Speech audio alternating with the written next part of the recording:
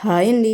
ఇవాళ అయితే మా పిల్లలు ఫ్రైడ్ రైస్ చేయమన్నారు. సో వెంటనే కడాయి పెట్టేసి ఆయిల్ వేసి 3-4 ఎగ్స్ వేసాను. అవి బాయిల్ అయిపోయినమాట. అవి కొద్దిగా వేగాక కొంచెం గరం మసాలా, కొంచెం చికెన్ మసాలా వేసాను. కొంచెం అవి రోస్ట్ అయిన తర్వాత కొద్దిగా కారం కూడా వేసేసుకొని కలిపేసాను. మా పిల్లలకైతే మా అబ్బాయి అయితే ఇవాళ ఫ్రైడ్ రైస్ చేయి మమ్మీ అని చెప్పేసి వెళ్ళాడు. సో వాడి గురించి ఇదంతా కొద్దిగా ఎగ్లోకి అంటే రైస్లోకి మళ్ళీ వేసుకుంటాం కాబట్టి కొంచెం కారం వేసేసుకుందాం. మా పిల్లలు స్పైసెస్ తింటారండి. కొంచెం స్పైస్ ఉంటేనే బాగుండిద్ది ఫ్రైడ్ రైస్లోకి. తర్వాత రైస్ వేసేసాక కోస్తా మళ్ళీ రైస్లోకి సరిపడా సాల్ట్, కారం కూడా వేసేసుకొని కలిపేసుకోవడమే.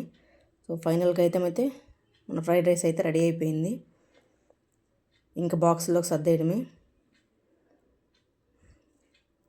లంచ్ బాక్స్లోకి సర్వ్ చేసుకుంటే అయిపోద్ది. టైం కూడా అయిపోతుంది. బాక్స్లోకి సర్దేశాను. పెరుగన్నం మాత్రం మస్ట్ అండ్ షుడ్గా ఉండాలి, లేదంటే ఊరుకోరు మా పిల్లలు చదివే స్కూల్లో. ఈ వీడియో కనుక మీకు నచ్చితే సబ్స్క్రైబ్ చేసుకోండి. Please subscribe our channel travel with Suresh.